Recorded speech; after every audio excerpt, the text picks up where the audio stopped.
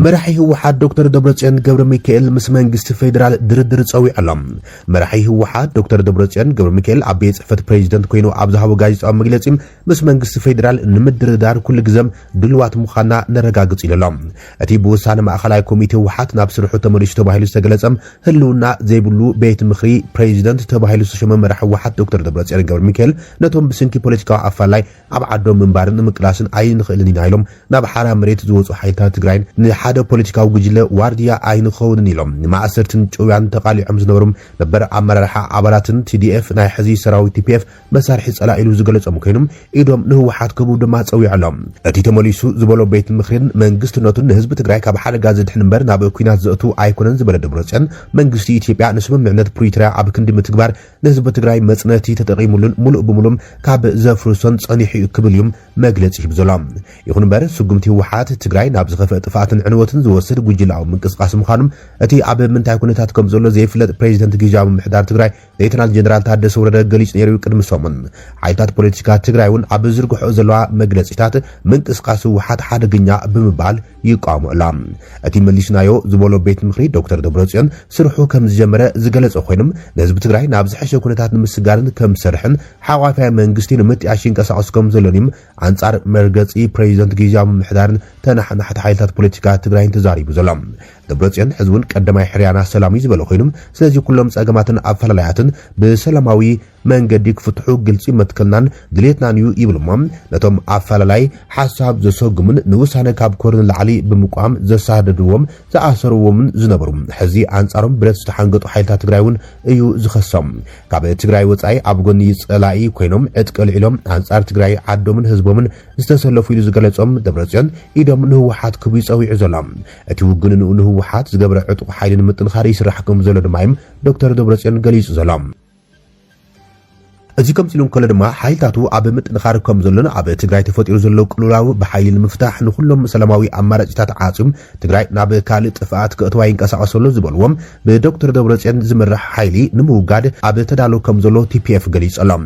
ሓደ ካብ ላዕለዎት ኣመራርሓ ሰራዊት TPF ጀነራል ጉዕሽ ገብረም ኣብ ግንባር ተረኺቡ ኣብ ዝሕለፈ መልእኽቲ ህወሓት ሰራዊት ተሓጊዙ ኣብ ስልጣን ክቕጽልን ንህዝቢ ትግራይ ኣነ ጥራሕየ ዝገዝአካ ይብሎ ከም ዘሎን ካብኡ ብተጸራሪ ዘሎ ሓይል ድማ እናደፈም ተጋሩ ይብትን ከም ዘሎ ይከሲሶም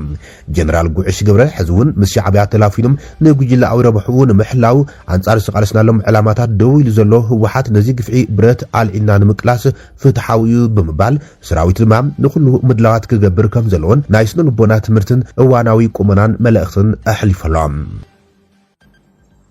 مشتراوي غعزو قدماي منستر حيال وطري ابغيسلو ابزوبا ماخلاي مبراق اب لعلي ايران استخايده كبيد كوينات صعبم قدماي مستر اسرائيل بنجامين نتانياهو مشتراوي استبحال عدت ناب حبرات عرب اميريتس كم زكايده بيت صحفت قدماي مستر اسرائيل اقالي علم ات قدماي مستر ابتي مشتراون وسان غعزو مس بريزيدنت امارات عرب شيخ محمد بن زايد كم سراخبم بيت صحفت قدماي مستر تهاجر افليط علم بزعبات مشتراوي دبلوماسياون صتاو دركبات زياده زغرم زرزرات بكل وجن እና ተቃላቀለ ይዝርካብ መጀመርታና ይስሙን ለዓለወት ሰበስልጣና አሜሪካ በመጥቃስ እስራኤል አብዋን ኩናት ምስናይ ገዛ ርዕሰ አባላት አይሮን ዶም ተባሂሉ ዝፍለጥ ስርዓተ ምክልኻል ጽረ ሚሳይላት ናብ ኢማራት ዓረብ ከም ዘዋፈረት አረጋጊጾምሎም እዚ ድማ ወተሃደራዊ ጸጥታውን ምትሕባር ክልቲና ሃገራት ክሳብ ክንደይ ዘዓመቀ ከም ዝኾነ እናተገለጸ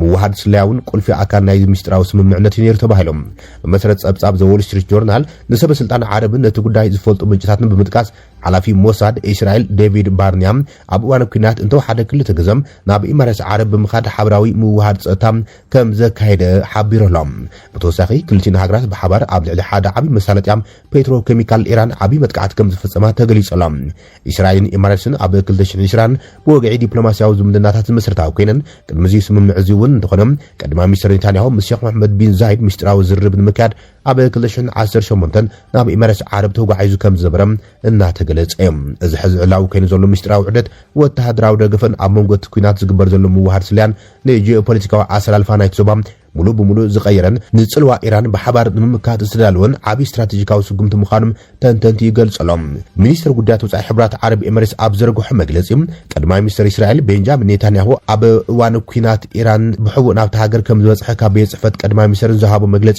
ብትሪ ብምጻግ ፍጹም ሓሶት እዩ ክብል ገሊጾም እቲ ሚኒስትር ኣብ ዝሃቦ ወግዓዊ መግለጺ ኢማራት ዓረብ ምስ እስራኤል ዘለዋ ዝምድና በቲ ንጹርን ብህዝቢ ዝተዓወጀም ስምምዓት አብርሃም ዝምራሕን ኣብ ዘይንጹር ወይ ድማ ዘይወግዓዊ ስምምዓት ዝተመርኮሰ ከም ዘይኾነ ደጊማ ትገልጽ ኢሎም ስለዚ ብዝምልከቶም ሰብ መዚ ኢማራት ዓረብ ወግዒ እንተዘይተዓወጁ ዝኾነ ይኹን ጸብጻብ ሚስጥራዊ ምብጻሕ ወይ ዝተገልጸ ስምምዕነት ወይ ዘይተገልጸ ስምምዓት ፍጹም መሰረት ዘይብሉ እዩ ክብል ወሲኹ ገሊጾም ሚኒስትር ጉዳያት ወጻኢ ነቲ መግለጺ ዛዚሞም ሚድያታት ትክክለኛነትን ሞያዊ ስነ ምግባርን ክለማመዳ ከምኡውን ዘይተረጋገጸ ሓበሬታ ካብ ምዝርጋሕ ወይ ምድንጋር ፖለቲካዊ ስነ ሞገት ካብ ምልዓል ክቁጠባን ጸዊዕሎም ኢራን ሕብራት ኢማራት ዓረብ አጠንቂቃላ ቀዳማይ ሚኒስትር እስራኤል ቤንጃሚን ኔታንያሁ ኣብ አውዳዊ ሚስጥራዊ ዑደት ምግባሩ አፍሊጣላ ሚኒስትር ጉዳያት ወጻኢ ኢራን ዓባስ አራግቺ ኣብ ማሕበራዊ መራኸቢታት ኤክስ ኣብ ዘርግሖ ጽሑፍ ኔታንያሁ ሕዚ ብግልጽ ዘረጋግጾ ነገር እንተሃልዮም ተካላት ጸጥታ ኢራን ነዊሕ ዋና ብመራሕትናም ክሕልፍዎ ጸንሑ ሓበሬታ ኢሎም ይኹን እምበር ኢራን እዚ ስላዊ ሓበሬታ ቅድሚ ሰሙናት ስለምንታይ ከም ዝሓበአት እቲ ሚኒስትር ኣይገለጸን አራግቺ ወሲኹ ምስ ዓቢ ህዝቢ ኢራን ጽልኢ ምፍጣር ዕሽነት ዝመልኦ ቁማር እዩ ብምባል ምስ እስራኤል ተሓባቢርካ ከምኡ ምግባር ይቕረ ዘይበሃል እዩ ብምባል ኩሎም እቶም ምስ እስራኤል ውዲት ብምፍጣር ምፍላይ ዝፈጥሩ ክሕተትዮም ክብል አጠንቂቖሎም አስመራ ወፍሪ ጸለመ ኣብ ልዕሊ ይካይድ ኣሎ ክትብል ከሲሳ ኤርትራ ባይቶ ሰብኣዊ መሰላት ሕብራት ሃገራት ሽመይ የጸልምሎ ክትብል ከይሰላም ትማሊ ኣብ ዘርግሖ መግለጺም 31 ትካላት ተጣበቅቲ ሰብኣዊ መሰላት ባይቶ ሰብኣዊ መሰላት ሕብራት ሃገራት ስልጣን ፍሊቲ ሪፖርተር ኣብ ጉዳይ ኤርትራ ከናውሕ ጸዊዐን እየን ኣብቲ ድብዳቤ ቤት ምክርን ኣባላት ሃገራትን ኣብ ዝቕጽል ኣኼቡ ኣብ ወርሒ ሓምለ ብዛዕባ መዛግብ ሰብኣዊ መሰላት ኤርትራ ጸብጻባት ከቕርባ ተሓሳሲቦም እተን ትካላት ኣብ ዝሓለፈ ዓመት ናብ ቤት ምክሪ ዝቐረበ ጸብጻብ ብዛዕባ ኤርትራ ኣብ ኩነታት ሰብኣዊ መሰላት መሰረታዊ ለውጢም ከም ዘይተረኸበ ገሊጸን መርማሪ ኮሚሽን ሰብኣዊ መሰላት ሕብራት ሃገራት ኣብ ኤርትራ ቅድሚ 10 ዓመት ናይ መጀመርታ ጸብጻብ ካብ ዘውፅን እንዳሓር ዝኾነ ምዕባለ ከም ዘይተረኣየን ብሰበ ስልጣን መንግስቲ ዝፍጸም ግህሰት ሰብኣዊ መሰላት ከም ዝቕጽልን ኣመልኪቶም ስለዚ ኤርትራዊ ሪፖርተር ዕድመ ስልጣኑም ክናዋሕን ናብ ኤርትራ ብምኻድ ኩነታት ክግምግምን ናብቲ ኣብ ወርሒ ሓምለ ዝካየደ ኣኼባ ቤት ምክሪ ጸብጻብ ከቕርብን ጸዊዖም ሚኒስትር ዜና ኤርትራ የማነ ገብረ መስቀል ነዚ ጻውዒት ኣብ ዝሃቦ ግብረ መልሲ ኣብ ልዕሊ ኤርትራ ዝካየድ ዘሎ ወፍሪ ጸለመ ይቕጽረሎ ክብል ነቒፉም ከምዚ ዓይነት ጎስጓስ ካብ ዝካየዱ ክልተ ዓሰርታት ዓመታት ከም ዝገበሩን ዝተወሰነ ሃገራት ኣብ ተግባር ከም ዝሳተፋንዩ የማነ ገብረ መስቀል ገሊጾም ነቲ ናይ ሕብራት ሃገራት ጸብጻብ ጥሕሰት ሰብኣዊ መሰላት ኣብ ኤርትራ ብምንጻግ ናይ ሓባር ናይ ጸለመ ወፍሪ ድሌትን ጽውጽዋይን ጸበብቲ ጉጅለታት ክብል እዮም ሚኒስትር ዜና ኤርትራ የማነ ገብረ መስቀል ግብረ መልሲ ሂብሎም ናይ ዓለምና ዓቢ ርክብሎም መዓልቲ ተኻይደሎ ፕሬዚደንት ልዕሊ ሓያል ዓለምና ሃገር ኣሜሪካ ዶናልድ ትራምፕ ኣብ ካልእቲ ሓያል ሃገር ዓለምና ቻይና ተጓዒዞም ምስ ፕሬዚደንት ቻይና ሺ ጂንፒንግ ተራኺቦም ወግዓዊ መግለጺ ሂቦም መስመር ሆርሙዝ ንምኽፋት እውን ኣብ ስምምዕነት ተበጺሖም ኣለዉ ተባሂሎም ፕሬዚደንት ቻይና ሺ ጂንፒንግ ኣብ ቤጂንግ መንግስታዊ ድግስ ንፕሬዚደንት ትራምፕ ኣብ ዘእንገደሉ እዋን ርክብ ኣሜሪካን ቻይናን ኣዝዩ ኣገዳሲ ክብል ገሊጾም ኣብቲ ድራር ፕሬዚደንት ኣሜሪካ ዶናልድ ትራምፕ ነቲ ኣቐዲሙ ኣብ መንጎ ክልቲአን ሃገራት ዝተኻየደ ዝርብ ኣዝዩ እወንታዊ ክብል ገሊጾም ዋይት ሃውስ ኣቐዲሙ ኣብቲ ንኣስታት 2 ሰዓታት ዝወሰደም ዓበይቲ ኣጀንዳታት ዝሸፈነ ዝተባሃለ ኣኼባ ካብ ዝተዛተየሎም ኣርእስታት ንግድን ነዳድን ጉዳይ ኢራን ንምዃኖም ገሊጾሎም ኣብቲ ታሪፍን ቁፅርን ሰደድን ግን ዓሚቕ ፍልያት ከም ዘሎ እቲ ዜና ኣመልኪቶሎም ዝርብ ድሕሪ ምጅማር ነዊሕ ከይጸንሐ ቤጂንግ ብዛዕባ ታይዋን ምስ ኣሜሪካ ግጭት ክህሉ ከም ዝኽእል መጠንቀቕታ ብምድጋም ርእይቶታት ኣውፅያ እታ ቤጂንግ እትብሎ ባዕላ እትመሓደር ደሴት ጎና ጎኒ ቀረጽ ውድድር ኣብ ልዕሊ ቴክኖሎጂ ኩናትን ኢራንን ቀንዲ ምንጪ ወጥሪ ኣሜሪካን ቻይናን ኮይናላ ቤጂንግን ንትራምፕ ቀይሕ ምንጻፉን አንካባሊላትለያ ቻይና ንትራምፕ ዓቢ ኣቀባብላ ዝገበረትሉ ኣብ ዲፕሎማሲ ቻይና እዚ ጥራሕ ዘይኮነም ናይ ብሓቂ ዓቢ ክብደት ዝተዋሃቦ ከም ዝኾነ እዩ እቲ ጸብጻብ ዘመልከት ፕሬዚደንት ኣሜሪካ ዶናልድ ትራምፕ ንፕሬዚደንት ቻይና ሺ ጂንፒንግ ክልቲኦም ወገናት መጻብ ሆርሙዝ ክኽፈት ከም ዘለዎም ተሰማሚዖም ክብል ድማ ኣብ ዝገበርዎ ዘተ እዩ ተገሊጹ ዘሎ ዋይት ሃውስ ኣብ ዘውፅኦ መግለጺ ትራምፕ ነቲ ዝርብ ጽቡቕ ክብል ዝገለጹ ኮይኖም ብተወሳኺ ኢራን ኒውክሌራዊ ኣጽዋር ክህልዋ ከም ዘይብሉ ተሰማሚዖም ኣሎም ክልቲኦም መራሕቲ ኣብ መንጎ ቻይናን ኣሜሪካን ዘሎ ቁጠባዊ ርክብን ምጥንኻር ብሓባር ክሰርሑም ተሰማሚዖም እዚ ድማ ኩባንያታት ኣሜሪካ ናብ ዕዳጋ ቻይና ዝረኽብዎ ተበጻሕነት ምስፍሕፋሕን ኢንቨስትመንት ቻይና ኣብ ኣሜሪካ ምውሳኽን ሓዊስዮም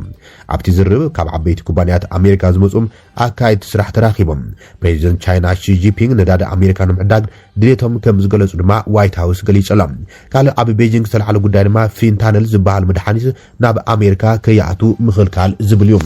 ፕሬዚደንት ኣሜሪካ ዶናልድ ትራምፕ ንፕሬዚደንት ቻይና ሺ ጂንፒንግ ልዑል ናድኡ ዝገለጸ ኮይኑ ናይ ብሓቂ ድንቂ መራሒ ክብል ብምግላጽ ናብ ዋይት ሃውስ ድማ ኣብቲ ዝቕጽል ዘሎ ወርሒ መስከረም ዑደት ንኽገብር ምስ በዓልቲ ቤቱ ጋቢዝዎላ